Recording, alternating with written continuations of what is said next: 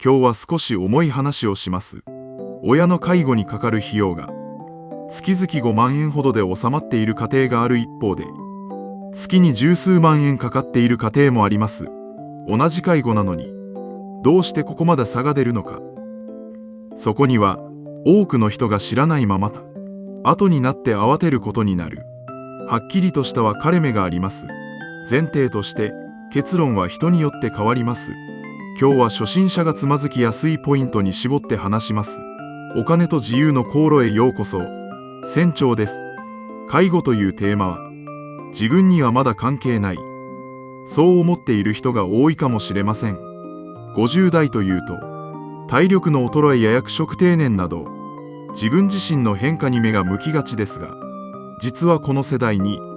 静かに近づいてきているのが親の介護という現実です。親はまだ元気だから大丈夫。自分の親に限って急に介護が必要になることはない。そう考えている人ほど実際に介護が始まった時、費用面で慌ててしまう傾向があります。多くの人が自分の親は例外だと心のどこかで思っています。ですが、介護は特別な家庭だけに起こることではなく、どの家庭にも起こり得る現実です。ある日の入院や担当がきっかけで準備がないまま介護生活がいきなり始まる家庭を、私はニュースや周りの声で何度も目にしてきました。元気なうちは誰も介護のことなど考えたくありません。親が元気に歩いて自分の身の回りのことを自分でこなしている姿を見ていると、介護なんてまだ先の話だとつい思ってしまいます。ただその先の場所が費用面での大きな見落としに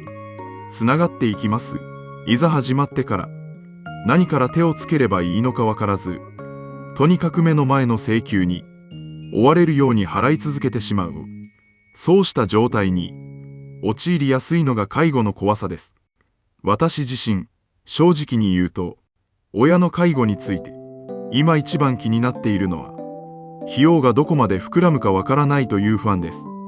いくら準備しておけば足りるのか、全く見通しが立ちません。ケアマネージャーに相談する前は、何から手をつけていいのかもわからず、結局何も備えができていないというのが今の私の正直な状態です。貯金があるから大丈夫、そう思っていても、介護は始まってみるまでどのくらいの期間続き、どのくらいの費用がかかるのか全く予測できないという怖さがあります。親のためにできる限りのことをしてあげたいという気持ちと、自分たち自身の老後資金も守らなければいけないという現実の間で揺れ動いてしまう人も少なくないと思います。どちらも大切な気持ちで、どちらかを切り捨てるような簡単な話ではありません。だからこそ感覚だけで判断するのではなく、実際の数字と制度を知った上で親孝行の形を考えていきたいところです。同じように感じている人はきっと少なくないはずです。介護にかかるお金の話は知っていればいるほど気持ちが軽くなる部分があります。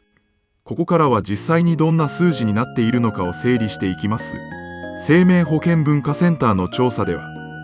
介護を始めるときに一時的にかかった費用の平均はおよそ47万円、月々の費用の平均はおよそ9万円という結果が出ています。これは2024年度、令和6年度の調査時点の数字です。さらに介護を行った場所別に見ると、在宅の場合は月平均およそ5万3000円、施設の場合は月平均およそ13万8000円という結果になっています。平均だけを見ると、月5万円や月9万円という数字にそこまで驚かない人もいるかもしれません。ただ、これはあくまで平均であって、実際の金額にはかなり大きな幅があります。ここが今日一番お伝えしたいポイントです。なぜ同じ介護なのに月数万円で収まる家庭と月に十数万円以上かかる家庭に分かれてしまうのか。大きな分かれ目は主に3つあります。1点目は在宅で介護をするか施設に入居するか、その違いです。在宅介護の場合、訪問介護や通所サービスを組み合わせながら、自己負担は平均で月5万円台、家庭によってはそれより少ない金額で収まっているケースもあります。一方、有料老人ホームなど施設に入居した場合、平均は月13万円台ですが、施設によってはそれを上回るケースも珍しくありません。家賃にあたる居住費や食費が上乗せされることが大きな理由です。2点目は要介護度の違いです。介護保険では要支援1から要介護5まで段階が分かれていて、段階が上がるほど利用できるサービスの上限額も上がり、自己負担も増えていきます。軽い段階であればサービスを少し利用する程度で済みますが、重い段階になると毎日のように介護サービスが必要になり、費用も比例して膨らんでいきます。3点目は地域による料金差です。サービスの単価は地域ごとに細かく設定されていて、同じ内容のサービスでも住んでいる地域によって費用が変わることがあります。施設と一口に言っても種類によって費用感は大きく変わります。特別養護老人ホーム、いわゆる特養は公的な施設という位置づけもあり、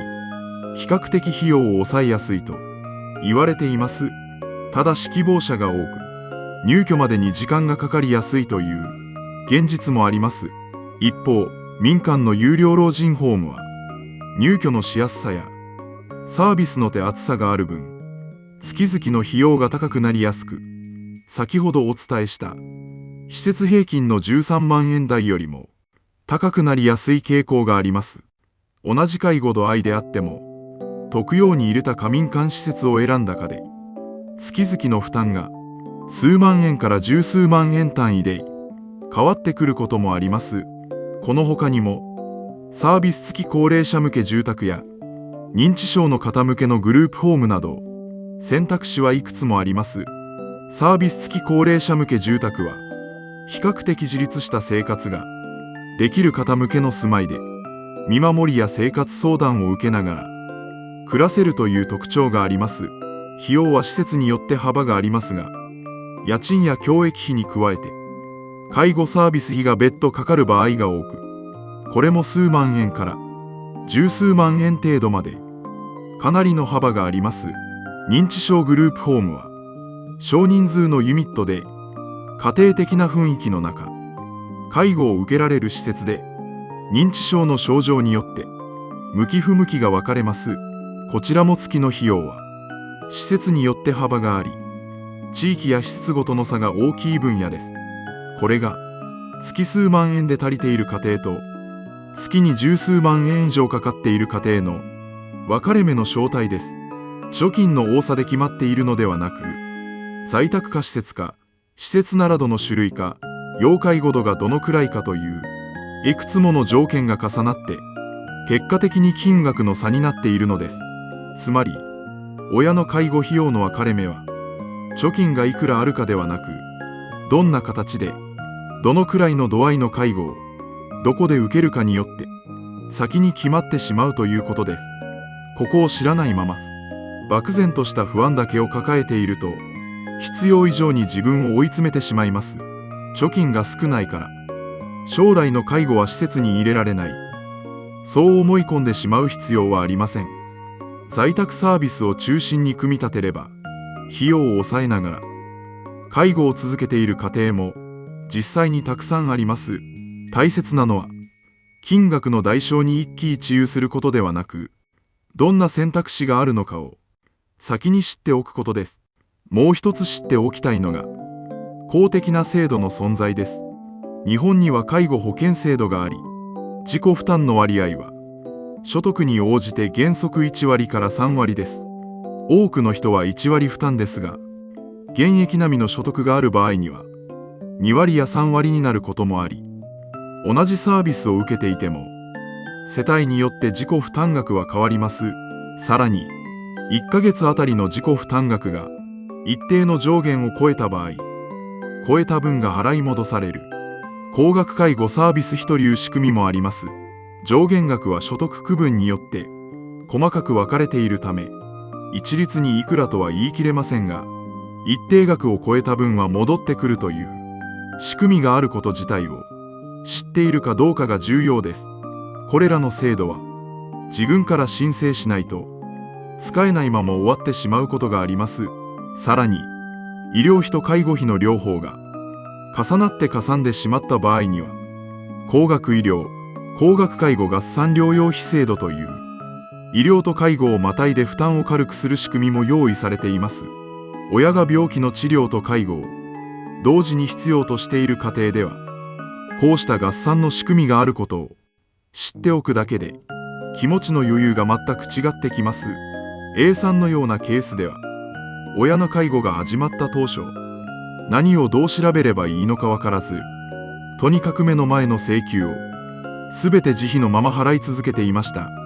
数ヶ月経った頃、たまたまケアマネージャーとの雑談で、高額介護サービス費という制度があると知り、申請してみたところ、それまで払いすぎていた分の一部が戻ってきたということです。A さんは、最初からこの制度を知っていれば、あんなに不安な気持ちで、毎月の請求書を見ずに済んだかもしれない、と振り返っていたそうです。知っているかどうかだけで、これだけの差が生まれます。私自身、この事実を知ったとき、なるほどそういうことかと、少し気持ちが軽くなりました。制度と現場の窓口をつなぐ存在として、ケアマネージャーの役割も大きいと感じています。要介護度の認定を受けた後、どんなサービスをどう組み合わせるかは、ケアマネージャーが作るケアプランによって大きく変わります。同じ要介護度でも、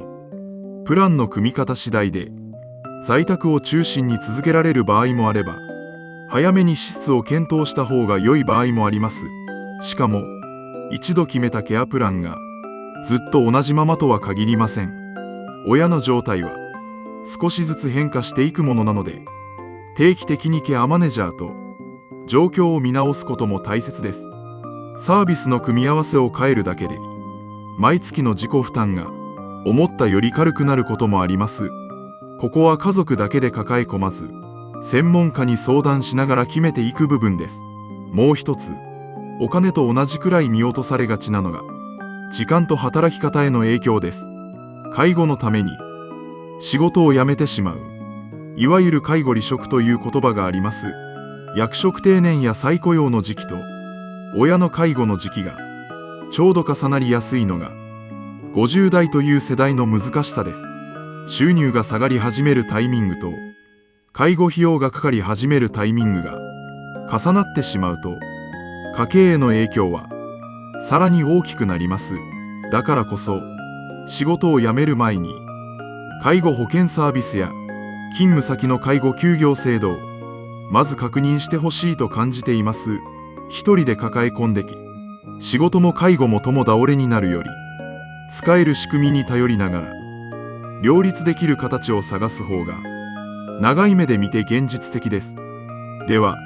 今日から何ができるのかを具体的に整理していきます。1点目は、早めに地域包括支援センターやケアマネージャーに相談することです。介護は始まってから調べるのではなく、始まる前に相談窓口を知っておくだけでも、いざという時の動きが全く違います。2点目は、高額介護サービス費などの制度を事前に知っておくことです。制度を知らずに、すべて自費で払い続けてしまう状態は、できるだけ避けたいところです。3点目は、親の資産状況や希望を、できる範囲で家族と話し合っておくことです。お金の話は、切り出しにくいテーマですが、何もない状態で急に始まるより、少しでも方向性を共有できていた方が、いざという時に冷静に動けます。いきなり介護の話を切り出すのではなく、まずは体調確認のような話題として、最近の体調はどうかとか、かかりつけの病院はどこかといった話題から、身近な会話から始めるだけでも、十分な一歩になります。年末年始やお盆など、家族が集まるタイミングを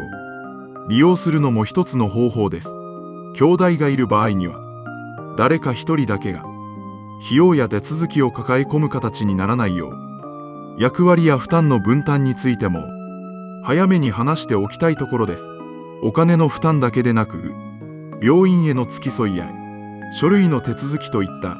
時間や労力の負担も分担の対象になります。一人に集中してしまうと、その人だけが仕事や自分の生活を犠牲にしてしまいかねません。4点目は、自分自身の老後資金の中に介護費用という項目があることを意識しておくことです。親の介護だけでなく、将来の自分自身の介護費用も同じ構造で考えておく必要があります。在宅を選ぶのか施設を選ぶのか、その時の要介護度がどのくらいかということを今日お伝えした3つの分かれ目は、親の介護にも自分自身の将来にもそのまま当てはまります。だからこそ今のうちからなんとなくでもイメージを持っておくことに意味があります。老後資金や介護費用の見通しを自分の家計に置き換えてざっくり確認できるお金と自由の航路ナビという無料ツールも公開しています。年金や生活費、貯蓄などをもとに今のお金がどれくらいの見通しになるかを目安として確認できるので、気になる方は概要欄から見てみてください。漠然とした不安を数字として一度見える化するだけでも心の負担は随分軽くなります。介護費用のこともこのお金全体の見通しの中の一つの項目として組み込んで考えてみてください。では、介護費用のためにどのくらい貯めておけばいいのか気になる人も多いと思います。正直なところ、これという正解の金額はありません。在宅か施設か、要介護度がどのくらいか、何年続くのかによって必要な金額は大きく変わるからです。だからといって青天井に不安がある必要もありません。先ほどお伝えした平均的な数字を一つの目安として頭に置きつつ、公的制度で軽減される部分があることも合わせて意識しておく。このくらいの心構えで十分だと私は感じています。すべてを貯金だけで準備しようとするのではなく、公的な仕組みと自分の備えを組み合わせて考える。これは老後資金全体の考え方にも通じるところがあります。介護費用がどこまで膨らむか、最初から全て読み切ることは誰にもできません。ただ、それは準備のしょうがないという話ではありません。在宅か施設か、要介護度がどのくらいか、そして公的制度を知っているかどうか、この3つを意識するだけで、漠然とした不安は輪郭のある課題に変わっていきます。全額を自分一人で抱え込もうとせず、使える公的制度を知っておくこと、それだけで不安の質は大きく変わってきます。今日のポイントを整理します。1つ目は、介護費用は平均で見ると一時費用がおよそ47万円、月々がおよそ9万円ですが、在宅なら平均5万円台、施設なら平均13万円台というように、在宅か施設かによって金額の幅はとても大きいということ。2つ目は、費用の分かれ目は貯金の多さではなく、在宅か施設か要介護度がどのくらいかという介護の形によって決まるということ。3つ目は、高額介護サービス費や高額医療高額介護合算療養費制度など知っているかどうかで自己負担が大きく変わる仕組みがいくつも用意されているということです。4つ目は、お金の負担だけでなく時間や手続きの負担も兄弟や家族で分担し、一人で抱え込まないようにするということです。親の介護は誰にとっても向き合いたくないテーマかもしれません。私自身もまだ何も準備できていない一人の当事者です。それでもこうして数字や制度を一つずつ調べてみると、漠然と怖がっていた時よりも少しだけ前を向けるようになった気がします。完璧な準備ができていなくても、今日知ったことを一つだけ覚えておくだけで十分です。それだけで知っておくことが後の安心につながります。もしこの動画が参考になったら高評価とチャンネル登録で応援していただけると嬉しいです。それではまた次回の動画でお会いしましょう。